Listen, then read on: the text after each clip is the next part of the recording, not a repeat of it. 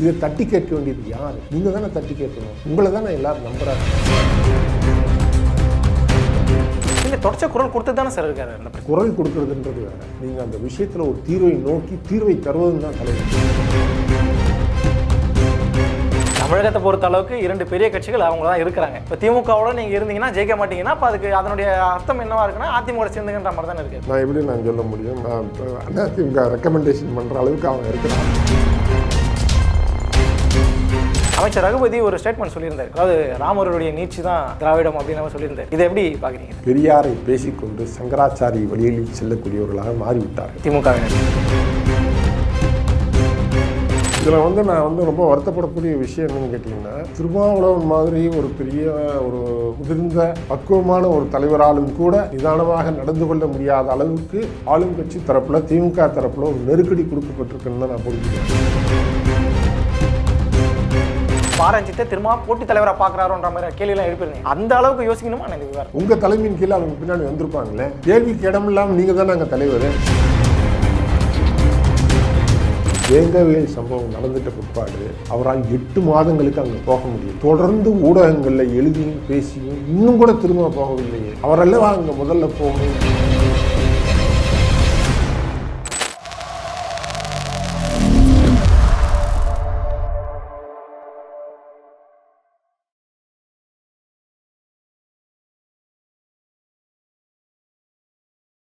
ஐத்தமிழ் நேயர்களுக்கு வணக்கம். இன்று நம்மோடு இணைந்திருப்பவர் மூத்த பத்திரிகையாளர் சாவித்திரி கண்ணன் அவர்கள். வணக்கம் சார், எப்படி இருக்கீங்க? நல்லா இருக்கேன். தமிழகத்தில் ஒரு மிக பெரிய பிரச்சனையாக மாற்றப்பட வேண்டியது, ஆனால் அது வேற மாதிரி திசை நோக்கி போகுதோ அப்படிங்கிற சந்தேகத்தை எழுப்பக்கூடிய ஒரு விவகாரம் ஆம்ஸ்ட்ராங் அவருடைய கொலை வழக்கு. அந்த கொலை வழக்கில் திருமாவளவனே சொன்னார், கைது செய்யப்பட்டவர்கள் சரியான நபரான்றது தெரியல. நம்ம ஒரு கேள்வி எழுப்பினாரு. சந்தேகத்தை முதல்ல வச்சவர் அவர் தான். இந்த வழக்கு ஆம்ஸ்ட்ராங்குடைய கொலையாளிகள் யார் அப்படிங்கிற நோக்கத்தில் போக வேண்டிய வழக்கு இன்னைக்கு அப்படியே திசை மாதிரி ரஞ்சித் விசஸ் திருமா அப்படிங்கிற மாதிரி போயிருக்கு. இதுக்கு பின்னாடி என்னவா இருக்கும் நீங்க நினைக்கிறீங்க? இதுக்கு பின்னணி ஆளும் கட்சியில இருக்கக்கூடிய தலைமை இதில் ஒரு நிதானம் இல்லாமல் இந்த பிரச்சனை பற்றி வருத்தப்படுபவர்களையும் கோபப்படுபவர்களையும் ஒரு எதிரியாக பார்க்கக்கூடிய ஒரு மனநிலை ஆளும் தரப்புக்கு இருக்கு.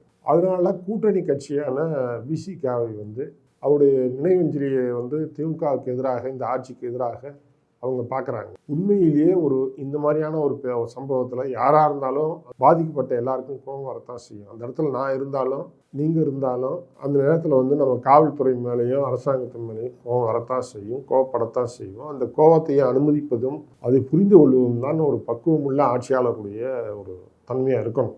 இது அவங்களுடைய கோபம்ன்றது ஒரு இயல்பான ஒன்று. ஏன்னா நடந்த ஒரு வினையினுடைய ஒரு கொடூரத்தினுடைய ஒரு வெளிப்பாடு தான். இந்த கோபத்தை பார்த்து உங்களுக்கு கோபம் வருதுன்னா அப்போ உங்களுக்கு நீங்கள் அதுக்கான பக்குவம் இல்லை அப்படின்னு தான் தெரியுது. இதில் நான் ரொம்ப வருத்தப்படக்கூடிய விஷயம் என்னன்னு கேட்டிங்கன்னா, திருமாவளவன் மாதிரி ஒரு பெரிய ஒரு முதிர்ந்த பக்குவமான ஒரு தலைவராலும் கூட நிதானமாக நடந்து கொள்ள முடியாத அளவுக்கு ஆளும் கட்சி தரப்புல திமுக தரப்புல ஒரு நெருக்கடி கொடுக்கப்பட்டிருக்குன்னு தான் நான் புரிஞ்சுக்கிறேன். இல்லாட்டி அப்படிலாம் சொல்லக்கூடிய ஆளு சார். நெருக்கடி கொடுக்கறதா இருந்தா ஏன் இந்த வழக்கு, இந்த விவகாரத்துல முதல் குரல் ஏன் அவர் கொடுத்துருன்னு நான் கேட்குறேன். முதல் குரல் அவர் கொடுத்தாரு, எமோஷனலாக இமீடியட்டாக வந்தது. அதற்கு அடுத்து நீங்கள் அவருக்கு என்ன அப்படி பேசுறீங்க, என்ன இந்த மாதிரி உங்கள் குரல் முதல் குரலாக வருதே அப்படின்னு ஒரு நெருக்கடி தரும்போது அவர் சாப்பிட்டாரு. இதுதான் நடந்திருக்கு. இப்போ ரஞ்சித்தை எதிராக நிறுத்ததன் மூலமா, திருமாவுக்கு எதிராக நிறுத்ததன் மூலமா என்ன லாபம் அப்படி கிடைக்க போகுது நிறுத்தக்கூடியவர்களுக்கு? இது உங்களுடைய ஒரு வருஷம் எதிராக நிறுத்துறது அப்படின்றதுலாம் விமர்சனமே அப்படிதான் போய்கிட்டு இருக்கு. விமர்சனங்கள் அப்படி போகுது. ஆனால் யதார்த்தத்தில் பார்க்கும்போது ரஞ்சித் திருமாவுக்கு எதிராக இல்லை. ஏன்னா அவரே அந்த மேடையில் சொல்றாரு, நீங்க எங்களுடைய குரல், நாங்கள் உங்களை எதிர்க்க மாட்டோம் அப்படின்னு சொல்றாரு. அப்ப இதை தவறாக புரிஞ்சுக்கிட்டவங்களுக்கு அங்கேயே விடை சொல்லிட்டாங்க, அவங்களே விடை சொல்லிட்டாங்க. அப்ப நம்ம மீண்டும் மீண்டும் அவர் எதிராக நிற்கிறாரு, அவரு பிஜேபி தூண்டி விட்டாலு, குருமூர்த்தி அவரை ஊர்வலம் போக சொல்லிட்டாரு, இப்படிலாம் பேசுறாங்க. இல்ல நீங்க உங்களுடைய கட்டுரையிலே ஒரு இன்னைக்கு நேற்று வந்த கட்டுரையில நீங்க ரொம்ப காட்டமா சில விஷயங்களை சொல்லியிருந்தீங்க. பாரஞ்சித் திருமா போட்டி, அதாவது பாரஞ்சித்தை திருமா போட்டி தலைவராக பார்க்குறாரோன்ற மாதிரி கேள்வியெல்லாம் எழுப்பியிருந்தீங்க. அந்த அளவுக்கு யோசிக்கணுமா இந்த விவகாரத்தில்? இல்லைங்க, அதாவது பிறகு நீங்க ஏன் அந்த அளவுக்கு நீங்க போய் கலந்துக்காதீங்க. நீங்க போனீங்கன்னா நீங்க அந்த இடத்துல உங்கள் தலைமையின் கீழே அவங்க பின்னாடி வந்திருப்பாங்களே. கேள்விக்கு இடம் இல்லாமல் நீங்கள் தானே அங்கே தலைவர். நீங்கள் போய் நின்னீங்கன்னா அண்ணா அண்ணா வாங்கண்ணா அவர் தலைமையில் நம்ம போகலான்னு சொல்லி உங்கள் பின்னாடி அனுபவித்திருப்பாங்க. நாங்கள் இந்த கேள்வி கேட்டோம், விசிகா சார்ந்தவங்கள்ட்ட கேட்டோம். அவங்க என்ன சொல்கிறாங்கன்னா, எங்களுக்கு ப்ராப்பராக எந்த ஒரு அழைப்பு தூரம் கொடுக்கல, இதை சும்மா போனா போதுன்ற மாதிரி சொல்லிட்டு போனாங்களே தவிர நேரில் வந்து எங்களை பார்த்து எதுவுமே சொல்லலைன்ற மாதிரி தான் சொன்னாங்க. ஒரு நினைவஞ்சலி கூட்டத்துக்கு அழைப்புதல் வேணும்னு கேட்கறதே அபத்தமாக இருக்கு. இல்லை, இப்படி ஒரு பேரணி நடத்துகிறோன்னு சொல்லி அவங்க கூட முறையான அறிவிப்பு எங்களுக்கு கொடுக்கவே இல்லைன்ற மாதிரி தான் சொல்கிறாங்க. என்ன சொல்கிறேன்னா, அறிவிப்பு கொடுக்குறாங்க, கொடுக்காது போகிறாங்க. நீங்கள் அங்கே போய் நின்னீங்கன்னா என்ன உங்களுக்கு என்ன மரியாதை குறைஞ்சி போயிடும். நான் கேட்குறேன், ஒரு இரங்கல் ஒரு துன்பத்தை நான் பகிர்ந்துக்கிறேன், நம்முடைய துன்பம் இது, நான் உங்களுக்கு துணை இருக்கிறேன் அப்படின்னு போய் நிற்கிறீங்கன்னா உங்கள் மரியாதை இமயமலை அளவுக்கு உயர்ந்து போகாதா? உங்களுக்கு கேள்வி கிடமற்ற ஒரு தலைவர் தானே நீங்கள். அந்த இடத்துல எல்லாமே சின்ன பசங்க தானே. உங்களுக்கு எது வந்து அங்கே போக தடுக்குது? நீங்கள் இயல்பாக போய் நிற்கலாமே. நீங்கள் இருந்தாலே எவனுக்கு வந்து அடங்கி இருப்பானே, பேச மாட்டானே. நீங்கள் வழி நடத்திருக்கலாமே, நீங்கள் அவங்கள போய் ஆற்றப்படுத்திருக்கலாமே. அந்த இடத்துல தம்பி அவசரப்படாதீங்க, கோப்படாதீங்க, நம்ம அரசாங்கத்துக்கு ஒரு வாய்ப்பு கொடுத்து பார்ப்போம் அப்படின்னு நீங்கள் வந்து அவங்கள வந்து மென்மைப்படுத்திருக்கலாமே. அந்த இடத்துல போய் நின்று ஒழுங்குபடுத்த வேண்டியது நீங்கள் தானே. இன்னைக்கு அழைப்பு இல்லைன்னு நீங்கள் எப்படி சொல்லலாம்? இன்னும் சொல்ல போனால் அது மாதிரியான ஒரு பேரணி நீங்கள் தான் ஏற்பாடு பண்ணணும். இல்லை, அவங்க அதுக்கான முயற்சியில் தான் இருக்காங்க. அவங்க வந்து அதாவது எப்படின்னா, பாரஞ்சித் வந்து அவர் தலித் அப்படிங்கிற ஒரு கட்டத்துக்குள்ளே அவர் சுருக்க பார்க்குறாருன்ற மாதிரி விமர்சனத்தையும் வைக்கிறாங்க. அது விசிகா தரப்புலேருந்து வைக்கிறாங்க. இன்னும் கூடுதல் என்ன சொல்கிறாங்கன்னா, நாங்கள் வந்து இதை விட இன்னும் பிரம்மாண்டமாக எல்லா கட்சி தலைவர்களையும் கூப்பிட்டு நாங்கள் பண்ணுற மாதிரி தான் நாங்கள் ஒரு திட்டத்தை வகுத்துட்டு இருக்கோம். அது மாதிரியான விஷயங்கள் பேசிட்டு இருக்கோம். அதுக்குள்ளே வந்து எடுத்தங்க ஒத்தன் பண்ணிட்டாருன்ற மாதிரி சொல்கிறாங்க. பண்ணுறதை வந்து பண்ணக்கூடாதுன்னு நம்ம சொல்ல முடியாது தானே. அவங்க பண்ணுறாங்க, பண்ணிட்டு போகிறாங்க. உங்களுக்கு விருப்பம் இருக்கா போங்க, விருப்பம் இல்லையா விட்டுருங்க. அது ஏன் இவ்வளவு கடுமையான வார்த்தைகளை போட்டு அங்கே போகாதீங்க. அது அற்பர்கள், அவங்க பணத்துக்காக கூடுற கூட்டம், கூலிக்காக கூடுற கூட்டம். ரொம்ப கடுமையான வார்த்தைகள் அல்லவா? எவ்வளவு கடுமையாக. நாங்கள் அவரை மையப்படுத்தி சொல்லலன்னு சொல்லி ஆளூர் ஷானவாஸ் மாதிரி ஆட்களும் சொல்லிட்டு தான் இருக்கிறாங்க. நாங்கள் வந்து ரஞ்சித்தை மையப்படுத்தி இந்த மாதிரி வார்த்தையெல்லாம் திரும்ப பயன்படுத்தல. யாரை மையப்படுத்தி பேசுறீங்க?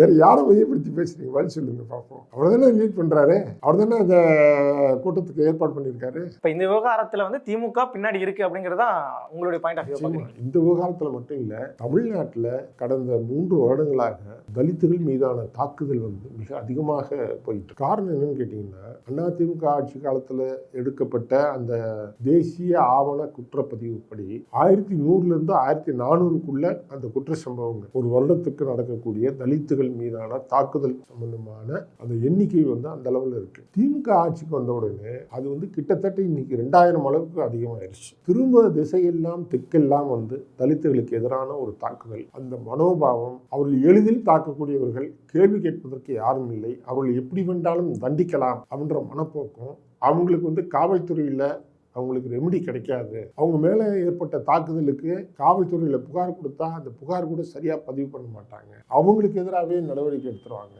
யார் பாதிக்கப்பட்டாங்களோ அவங்களே வந்து இன்னும் பாதிப்புக்கு உள்ளாக்குவாங்க.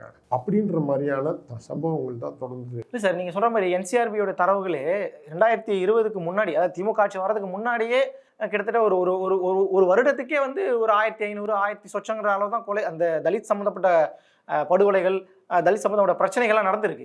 அப்படி பார்த்தா நீங்கள் இதில் கட்சியை நீங்கள் மையப்படுத்தி பேசுறது எப்படி சரியா இருக்கும்னு நினைக்கிறேன்? இல்லை, அதாவது நான் என்ன சொல்றேன்னு கேட்டீங்கன்னா, கட்சியை மையப்படுத்தி நம்ம பேச திமுகவுடைய ஆட்சியில் இப்படி நடக்குதுன்ற மாதிரி விமர்சனம் வருது. அது சொல்கிறேன். கண்டிப்பாக. அது ஏன் நான் அப்படி சொல்கிறேன்னு கேட்டிங்கன்னா, திமுகவிடம் நம்ம எதிர்பார்க்குறோம்ல, அதை காட்டிலும் குறைஞ்சிருக்கணும்னு நம்ம எதிர்பார்க்குறோம்ல, அதை காட்டிலும் அதிகமாக போகும்போது நம்ம கேள்வி கேட்கத்தான் செய்வோம். நீங்கள் சமூக நீதி அப்படிங்கிறீங்க, திராவிட மாடல் அப்படின்றீங்க.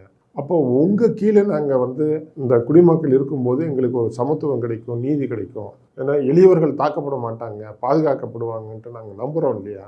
அந்த நம்பிக்கையில் வந்து ஒரு இடி விழுகும்போது அது கேள்வி வரதானே செய்யும். இதில் இன்னும் குறிப்பாக நீங்கள் அந்த உங்களுடைய பேட்டி அந்த கட்டுரையில் குறிப்பிட்டிருந்தீங்க, அதாவது ஸ்டாலின் மோடிக்கு அடிமை, நீங்களோ ஸ்டாலினுக்கு அடிமை. நாங்கள் அடிமை அப்படிங்கிற வார்த்தை பயன்படுத்துகிற அளவுக்கு அவர் போயிட்டார் திருமாவளவன். நிச்சயமாக நான் இதை வந்து 100% இதை வந்து இந்த கருத்தை வந்து நான் உணர்ந்து பேசுகிறேன். மிகப்படுத்தியோ கோவப்படுத்தணும் அப்படின்றதோ பேசலை, வருத்தத்தோடு நான் சொல்கிறேன். எந்த அடிப்படைன்னு சொன்னால், வேங்கவேல் சம்பவம் நடந்துட்ட பிற்பாடு அவரால் 8 மாதங்களுக்கு அங்கே போக முடியல. தொடர்ந்து ஊடகங்களில் எழுதியும் பேசியும் இன்னும் கூட திரும்ப போகவில்லையே. அவரெல்லாம் அங்கே முதல்ல போகணுன்ட்டு நாங்கள்லாம் மீண்டும் மீண்டும் மீண்டும் சொல்லி, ஈரோடு கிழக்கில் வந்து இடைத்தேர்தல் வரும்போது இவர் பிரச்சாரத்தை கிளம்பும்போது, ஈரோடு கிழக்குக்கு போக முடியுது, இன்னும் வேங்கவேலுக்கு வரலையா அப்படின்னு அந்த கொஸ்டின் வரும்போது, வேங்கவேல் போயிட்டு நான் போயிடுறேன் அப்படின்னு சொல்லிட்டு வேங்கவேல் வந்துட்டு வர்றாரு. அப்போ இந்த நெருக்கடி உங்களுக்கு எங்கேருந்து வருது? ஏன் உங்கள் மக்கள் பாதிக்கப்படும் போது அந்த இடத்துல முதல்ல நிற்கிறதுக்கு எது தடையாக இருக்குது? யோசித்து பாருங்கள். அடுத்ததான், வேங்கை வயல் விஷயத்தில் யார் குற்றவாளி என்பது உள்ளூர் தலித் மக்கள் பட்டவர்த்தனமாக வெளிப்படையாக அடிச்சு நெத்தி பொட்டில் அடிச்ச மாதிரி இன்னார் தான் இவன் தான் பண்ணா அப்படின்னு சொல்றாங்க. அவனை நெருங்க கூட முடியல. அவன் RSS பாதுகாப்புல இருக்கிறான், பிஜேபியுடைய பாதுகாப்புல இருக்கிறான். அப்ப இங்க என்ன ஆட்சி நடக்குது? இதை தட்டி கேட்க வேண்டியது யாரு? நீங்க தானே தட்டி கேட்கணும். உங்களை தானே எல்லாரும் நம்புறாங்க. இல்ல தொடர்ச்சி குரல் கொடுத்து தானே சார் இருக்காரு. குரல் கொடுக்கறதுன்றது வேற. நீங்க அந்த விஷயத்துல ஒரு தீர்வை நோக்கி தீர்வை தருவதும் தான் தலைவர். நான் குரல் கொடுத்துட்டேன், போராட்டம் பண்ணிட்டேன்னா அதெல்லாம் அடையாள விஷயங்கள். ஒரு போராடுவதோ ஒரு அறிக்கை விடுவதோ ஒரு வெறும் அடையாளம் தான். புரியுதுங்களா? நீங்க அந்த இடத்துல நீதியை நிலைநாட்டுவதற்கு ஒரு நெருக்குதலே அழுத்தத்தை அரசாங்கத்துக்கு தரணும். அந்த நெருக்குதல் அரசாங்கத்துக்கு தருவதாக இருந்தால் அந்த உண்மையை வெளிப்படுத்த வேண்டும். இதுவரைக்கும் நீங்க அந்த உண்மையை பேசியிருப்பீங்களா? அப்ப யாருக்கும் பயந்துட்டு பண்றதா நீங்க பேசுறீங்களா என்ன? வேற என்ன நம்ம புரிஞ்சுக்கிறது? இதுல வேற என்ன புரிஞ்சுக்கிறது? நான் இப்படி திருமாவளவன் மாதிரியான ஒரு பெரிய ப்ரொஃபைல் உள்ள ஒரு பெரிய அரசியல் முதிர்ச்சியுள்ள ஒரு அரசியல்வாதி ஒருத்தருக்கு பயப்படுறாரா? இல்ல, நான் இதை எப்படி நீங்க புரிஞ்சுக்கணும்னா, இதை கொச்சையாக நீங்க பார்க்காம நான் எப்படி புரிஞ்சுக்கணும்னு கேட்டீங்கன்னா, சூழல் நிர்பந்தங்கள் அவரை இந்த மாதிரி பேச விடாம தடுக்குது. சரிங்களா? அதாவது இன்றைய சூழல்ல விசிகா தனித்து நின்றால் ஒரு எம்பியோ எம்எல்ஏவோ கூட ஆக முடியாது. அதுதான் யதார்த்தம். அப்போ ஒரு பெரிய கட்சியை சார்ந்து இருக்க வேண்டியிருக்கு. அந்த கட்சியின் மூலமாக அவர்களுக்கு சில எம்எல்ஏக்கள் கிடைக்கிறது, எம்பிக்கள் கிடைக்கிறது, மகிழ்ச்சி. உங்களுக்கு ஒரு அதிகாரம் வேண்டும் என்பதை நானும் ஒத்துக்கொள்கிறேன். ஏன்னா எளிய மக்களுக்காக நீங்கள் குரல் கொடுப்பதற்காக நீங்கள் இருக்க வேண்டும். ஆனால் அந்த அதிகாரம் கிடைப்பதற்காக அந்த அதிகாரத்தை எதற்காக அந்த அதிகாரம் கிடைக்குதோ அந்த நோக்கத்துக்கே உங்களால் நிறைவேற்ற முடியல, அந்த நோக்கத்தையும் உங்களால் செயல்படுத்த முடியல. அப்படின்னும் போது அதிகாரம் இல்லாமல் நான் அதை சாய்ச்சி காட்டுறேன்ட்டு நீங்கள் மக்கள் பலத்தோடு அதை தூக்கி எறிஞ்சிட்டு அந்த மக்கள்கிட்ட நிற்கிறதே பெட்டர்ன்னு சொல்லுவேன். நீங்கள் கள்ளக்குறிச்சி மாணவி ஸ்ரீமதி கற்பழித்து கொலை செய்யப்பட்ட வழக்கில் மக்கள் போராட்டத்தை அறிவிக்கிறாங்க. பெருந்தொருளாக கூடி அவங்க கோஷம் போடுறாங்க. ஒரு போராட்டத்தை தான் அவங்க பண்ணுறாங்க. வன்முறை பண்ணணுன்ற நோக்கத்தில் அவங்க யாருமே இல்லை. ஆனால் அந்த பள்ளிக்கூட முதலாளி தன்னுடைய சாதியைச் சேர்ந்த ஒரு சாதி சங்கத்தினுடைய ரவுடிகளை பள்ளிக்கூடத்திற்குள்ள நுழைச்சு அதை எரிவிட்டுறாரு, கலவரமாக மாற்றுறார். கலவரமாக மாற்றி யாரெல்லாம் அந்த நெருப்பூட்டினார்களோ, அங்கே வன்செயலில் ஈடுபட்டார்களோ அவர்களை போலீஸ் தொடவே இல்லை. ஒருத்தனை கூட தொடரல, ஒருத்தனை கூட அரெஸ்ட் பண்ணல. அவர்கள் சுட்டி காட்டுறாங்க, அவனை கைது பண்ணி. போராடி வந்தவன், சும்மா கோஷம் போட்டவன், அவன் சொல்கிறான் அவன் ஆதிக்க சாதிக்காரன். இந்த எளிய தலித் இளைஞர்களையும் நலிந்த பிரிவு இளைஞர்களையும் பார்த்து அவனை கைது பண்ணிட்டு ஜாதி அடையாளம் காட்டி கைது பண்ண சொல்கிறான், போலீஸ் கைது பண்ணுறான். அது மட்டுமல்ல, சுற்று வட்டாரத்தில் 3, 4, 5 கிலோமீட்டர் தொலைவில் இருக்கக்கூடிய தலித் காலனிகளில் இரவு நேரங்களில் போய் கதவை தட்டி தேடி அந்த சம்பவத்துக்கே தொடர்பில்லாத தலித் இளைஞர்கள் 300 பேருக்கு மேலே கைது பண்ணி குண்டர் சட்டம் போட்டிருக்காங்க. வாழ்க்கையை சிதைஞ்சு போச்சு. சிறையிலிருந்து வருவதற்காக 1 லட்சம் 1.5 லட்சம்ட்டு செலவு பண்ணி அம்மா தாலியை வச்சு இருக்கிற பணத்தெல்லாம் அழித்து எதிர்காலத்தையே தொலைச்சி கிடக்கிறான். உங்களால் என்னையா செய்ய முடிஞ்சது? சுதந்திர இந்தியாவில் தமிழ்நாட்டில் இது போன்ற ஒரு கொடூரமான ஒரு சம்பவம் நடந்ததே கிடையாது. எந்த தவறும் செய்யாத பெருவாரியான இளைஞர்களை ஒரு 2 மாணவர்கள் IAS தேர்வு எழுதிட்டு வர்றான். இந்த நேரத்தில் நான் தேர்வு காலில் இருந்தேன்றதை அவன் CCTV கேமரா மேலே நிரூபித்து கலெக்டர் முன்னாடியும் காட்டுறான். அவனால் ஒன்றுமே பண்ண முடியல. அவனும் சிலையில் போட்டு 1.5 லட்ச ரூபா செலவழித்து தான் வெளியில் வர முடியாது. அப்போ இங்கே அதிகாரம் யாரிடம் இருக்கிறது? காவல்துறை யாரிடம் இருக்கிறது? காவல்துறை முதலமைச்சருடைய கட்டுப்பாட்டில் இல்லை. அது டெல்லியோட தலைமையினுடைய கட்டுப்பாட்டில் இருக்கிறது. ஒரு சம்பவம் 2 சம்பவம் இல்லை. இவரே ஒரு முறை வள்ளுவர் கோட்டத்தில் மேடை போட்டு பேசும்போது கொந்தளிப்பில் தன்னையும் அறியாமல் பேசினார். நான் கேள்வி கேட்கிறேன், காவல்துறை என்பது முதலமைச்சரின் கட்டுப்பாட்டில் இருக்கிறதா அமித்ஷாவின் கட்டுப்பாட்டில் இருக்குன்னு கேட்டார்.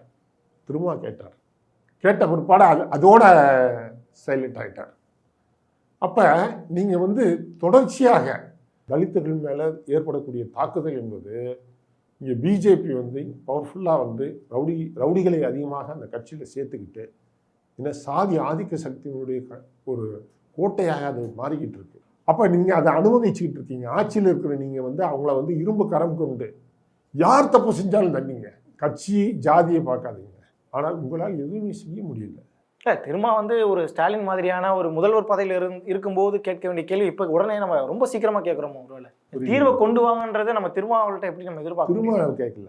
நீங்க கூட இருக்கிறீங்க, முதலமைச்சர் இப்படி செயலிழந்து இருக்கிறாரு. அவர் பிஜேபியினுடைய கோபத்துக்கு இரையாக கூடாது, அவங்கள சங்கடப்படுத்திடக்கூடாது அப்படின்றதுக்காக அவர் பவருக்காக அவர் ரொம்ப காம்ப்ரமைஸ் பண்ணி போறாரு. இந்த ஆட்சியில தன்னை நம்பி ஓட்டு போட்ட மக்கள் நசுக்கப்படும் போது தான் தலைமை தாங்கக்கூடிய காவல்துறையால் பொய் கேஸ் போட்டு அலையளிக்கப்படும் போது ஒரு முதலமைச்சர் எந்த விதமான செயல்திறனும் என்று வேடிக்கை பார்த்து கொண்டிருக்கிறார். ஒரு பொம்மையை போல வேடிக்கை பார்த்து கொண்டிருக்கிறார். அப்ப அந்த கூட்டணியில நீங்க எப்படி அமைதியா இருக்கிறீங்க? எப்படி நீங்க பார்த்துக்கிட்டு இருக்க முடியுது உங்களால? நீங்கள் அல்லவா கேட்க வேண்டும். உங்களை அல்லவா நாங்கள் நம்பியிருக்கிறோம். நமக்கான தலைவர் இவரு, எழுச்சி தமிழர் இவர் கேட்பான்னு நம்ம நம்புறோம் இல்லையா? அப்ப நீங்க கேட்கலன்னும் போது நான் இப்பயும் சொல்றேன், அவர் மேல கோவப்பட்டு நான் பேசல, வருத்தப்பட்டு பேசுறேன். என்னுடைய எதிர்பார்ப்புகளை உங்ககிட்ட சொல்றேன். இல்ல அதாவது திமுகவை எதிர்த்து பேசவே இல்லைன்ற மாதிரியான ஒரு பாயிண்ட் ஆஃப் வியூ எதிர்த்து பேசவில்லை என்று நான் சொல்லல. அதாவது எதிர்த்து சில மேடைகளில் பேசுனதை வச்சு நீங்க ஆதாரங்களை சொல்லலாம். நான் என்ன சொல்றேன்னு கேட்டீங்கன்னா, ஒரு விஷயத்தை பேசுவதல்ல முக்கியம், தீர்வை நோக்கி தொடர்ந்து அழுத்தம் கொடுப்பதுதான். இல்ல ஒருவேளை எல்லா விஷயத்துக்கும் நம்ம பேசிட்டே இருக்கிறத விட அதை செயல்ல காட்டலாம்ன்ற மாதிரி முடிவுல கூட இருக்கலாம். வாங்க செயல்ல என்ன காட்டினீங்கன்னு சொல்லுங்க, நாங்க தான் வாட்ச் பண்ணிட்டே இருக்கோம். உங்களை நாளும் பொழுதுமா உங்களுடைய நடவடிக்கையை பார்த்து நீங்க நல்லது செஞ்சா புகழ்வதற்கும், செய்யாம விட்டா சுட்டி காட்டுறதுக்கு இருக்கிறோம். நாங்க அப்படி அந்த அளவுக்கு திரும்ப அது ஒரு அடிமை அப்படிங்கிற வார்த்தை பயன்படுத்தக்கூடிய அளவுக்கு வந்துட்டு அப்போ உங்க பார்வையில நிச்சயமாக அவர் வருத்தமாகத்தான் இருக்கிறது. அவர் நிச்சயமாக இந்த ஆட்சியாளர்களோடு 2026 வரையிலும் தொடர்ச்சியாக உறவை பீடினார் என்றால் அடுத்த முறை தேர்தலில் நிற்கும்போது அவங்க டெபாசிட் கூட வாங்க மாட்டாங்க. திமுகவோடு இணைந்து 2026 சட்டமன்ற தேர்தலை திரும்ப எதிர்கொள்வாரே ஆனால் நிச்சயமாக சொல்கிறேன், அவர் மிகப்பெரிய தோல்வியை தள்ளும். அப்ப அதிமுக என்ன சொல்றீங்களா? நான் அப்படி சொல்லல. எந்த கலிசடை கட்சி இல்ல ரஞ்சித் அவருடைய விவகாரத்திலையும் ரஞ்சித் இதுதான் பண்ணிட்டு இருக்காரு, திமுக அவர் பிரிக்கிறதுக்கு காரணம் அதிமுக கொண்டு சேர்க்கிறதான்ற மாதிரி விமர்சனம் வருது. அதுக்காக கேட்கறேன். இதெல்லாம் நான் இந்த இஷ்யூ தான் பேசிட்டு இருக்கேன். திமுகல இருந்தா அவர் ஜெயிக்க மாட்டாருன்ற யதார்த்தத்தை சொல்லிட்டு இருக்கேன். அதுக்கப்புறம் அவர் தன்னை தற்காத்துக்கிறதுக்கு என்ன முடிவு எடுக்கணும்ன்றதை அவர் பார்த்துக்குவார். இல்ல நீங்க போய் அவரோட சேருங்க நான் ஏன் சொல்லணும். இல்ல தமிழகத்தை பொறுத்த அளவுக்கு 2 பெரிய கட்சிகள் அவங்க தான் இருக்கிறாங்க. இப்ப திமுகவோட நீங்க இருந்தீங்கன்னா ஜெயிக்க மாட்டீங்கன்னா அப்ப அதுக்கு அதனுடைய அர்த்தம் என்னவா இருக்குன்னா அதிமுக சேர்ந்துங்கிற மாதிரி தானே இருக்கு. இல்லையே, அவங்களும் பிஜேபிக்கு அடிமையான கட்சியாக தானே இருக்கான். நான் எப்படி நான் சொல்ல முடியும்? நான் அதிமுக ரெக்கமெண்டேஷன் பண்ற அளவுக்கு அவன் இருக்கிறான். நான் கேட்குறேன், அதனால நான் அப்படி சொல்ல மாட்டேன். அப்போ ஒட்டுமொத்தமாக இந்த ரஞ்சித்துடைய விவகாரத்திலும் சரி, இப்போ நீங்கள் இந்த கட்டுரை எழுதின விவகாரத்திலும் சரி, ரெண்டுத்தையும் ஒப்பிட்டு என்ன செஞ்சால் திரும்ப சரியாக இருக்கும் அப்படின்ற மாதிரி உங்களுடைய ஒப்பீனியன் என்னவா இருக்கும்? சார், நான் என்ன சொல்கிறேன்னா, குறைந்தபட்சம் இந்த காலகட்டத்தில் அவர் கொஞ்சம் சுயேட்சையாக செயல்படணும். நீங்கள் உங்களுக்கு அதிகார மையத்தை எதிர்க்கக்கூடியவராக இருந்தால் மட்டும்தான், தங்களை பாதுகாக்கக்கூடியவர் என்று மக்கள் நம்பக்கூடிய அளவிலே நீங்கள் செயல்பட்டால் மட்டும்தான் நீங்கள் தொடர்ச்சியாக மக்களுடைய அன்பை வென்றெடுக்க முடியும், ஓட்டுகளை பெற முடியும். வெறுமனே ஒரு அறிக்கை கொடுப்பதன் மூலமாகவோ அல்லது ஒரு அடையாளத்துக்கு ஒரு போராட்டத்தை நடத்திவிட்டு கலைந்து செல்வதன் மூலமாகவோ நான் என் மக்களை பிரதிநிதித்துவப்படுத்தி விட்டேன் என்று சொல்ல முடியாது. நீங்கள் களத்தில் உங்களுடைய நிர்வாகிகள் எந்தெந்த ஊரில் என்னென்ன பிரச்சனை நடக்குதோ அந்த களத்தில் தொடர்ச்சியாக காவல்துறைக்கு அழுத்தம் கொடுப்பவர்களாகவும் அரசுத்துறை அதிகாரிகளிடம் நியாயத்தை நிலைநாட்டுபவர்களாகவும் தொடர்ந்து இருந்தால் மட்டும்தான், மக்களுக்கு பாதுகாப்பாக இருந்தால் மட்டும்தான். இது ஒரு குருஷியலான காலகட்டம். தமிழ்நாட்டில் பிஜேபி கால் ஊன்றுவதற்காக யார் ஆட்சிக்கு வந்தாலும் அவங்க கழுத்தில் கத்தியை வச்சு நான் சொல்கிற மாதிரி நடந்துக்கிறோம் என்று சொல்லி அவர்களை அடிமைப்படுத்தி வைத்திருக்கிறார்கள்.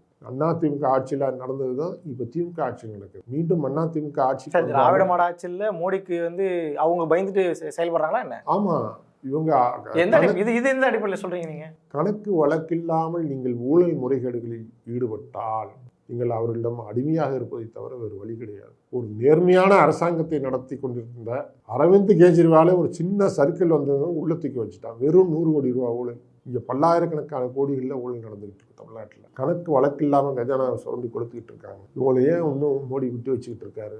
ஏனென்றால் தேசிய கல்விக் கொள்கையை சிரம் தாழ்த்தி அமல்படுத்திக்கிட்டு இருக்காங்க. தொழிலாளர் விரோத சட்டங்களை, விவசாயிகளுக்கு எதிரான கார்ப்பரேட் கொள்கைகளை அப்படியே அமல்படுத்தி கொண்டிருக்கு. சகல துறைகளிலும் பிஜேபியினுடைய ஆதிக்கத்தை அப்படியே சைலண்டா பாஜக ஒழிக, மோடி ஒழிக அப்படின்னு சொல்லிட்டு சைலண்டா அதை பண்ணிட்டு போறாங்க. இதுதான் மிகப்பெரிய துறை. நீங்க அப்படி சொல்றீங்க.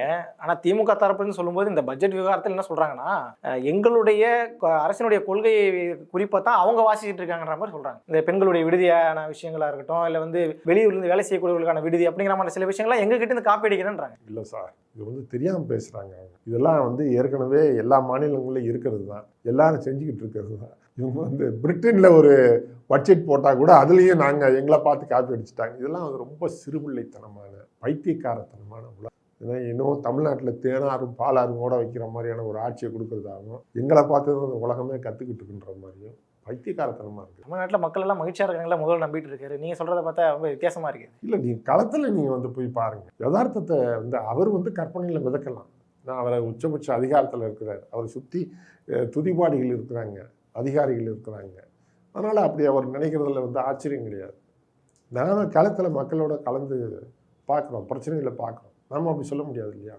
பெரியாரை பற்றி பேசக்கூடிய ஒரு கட்சி, திராவிட மாடல், திராவிட அரசியல், சமூக நீதி, சமநீதின்ற மாதிரி பேசக்கூடிய ஒரு கட்சியில் அமைச்சர் ரகுபதி ஒரு ஸ்டேட்மெண்ட் சொல்லியிருந்தார். அதாவது ராமருடைய நீட்சி தான் திராவிடம் அப்படின்னு சொல்லியிருந்தார். இதை எப்படி பார்க்குறீங்க? இல்லை சார், அவங்க வந்து பெரியாரை பேசிக்கொண்டு சங்கராச்சாரி வழியில் செல்லக்கூடியவர்களாக மாறிவிட்டார்கள் திமுகவினர். அவர்கள் வந்து தங்களை வந்து பகுத்தறிவாதிகள் என்று ஒரு காலத்தில் சொல்லிக் கொண்டு இன்று சனாதனவாதிகளாக மாறிவிட்டார்கள். அவர்கள் குடும்பத்து பெண்கள், அவர்களுடைய மனைவிகள் எல்லாம் கோவில்களில் போய் யாகங்கள் நடத்துவதும் வேள்விகள் நடத்துவதும் லட்சக்கணக்கில் பிராமண புரோகிதர்களுக்கு பணம் கொடுத்து அவன் காலில் விழுந்து வணங்கி வருபவர்களாக. அது அவங்க நம்பிக்கை தானே சார்? அவங்க நம்பிக்கை அவங்க பண்ணுறாங்க. இதில் என்ன பிரச்சனை? அதை எதிர்த்து தானையா பெரியார் வந்து இயக்கம் கண்டார். இந்த மாதிரி பாப்பானுக்கு காசை அழிக்காதீங்க, பாலையும் தேனையும் நெய்யையும் கொண்டு போய் நெருப்புல விடாதீங்க, பசியும் பட்டினியுமா ஜனங்க வாழ்ந்துகிட்டு இருக்கும்போது படிச்சு சொல்லி 100 ஆண்டுகளுக்கு முன்னாடி அந்த கிழமை வந்து பாடுபட்டு போய் அவன் பேரால இன்னைக்கு ஒரு இயக்கத்தை நடத்திக்கிட்டு என் நம்பிக்கைன்னு சொல்லி நீ பண்ணன்னா இந்த மூட நம்பிக்கையை ஒழிப்பதற்காகத்தானே அவர் வந்து பாடுபட்டாரு. அப்போ அதையே நீங்கள் வந்து மாற்றிட்டீங்கன்னா அவர் பேரை உச்சரிக்கிறதுக்கு உங்களுக்கு தகுதி இருக்கா? சொல்லிட்டு போங்க, நாங்கள் பெரியார் பாதையிலேருந்து இப்போ சங்கராச்சாரியார் பாதைக்கு வந்துட்டோம்னு சொல்லிட்டு போங்க. பல விஷயங்களை குறித்து நம்ம பேசியிருக்கிறோம். மக்கள்கிட்ட கொண்டு போய் சேர்ப்போம். மக்களை இது பற்றிய தெளிவான ஒரு முடிவுக்கு வரட்டும். நன்றி சார். நன்றி.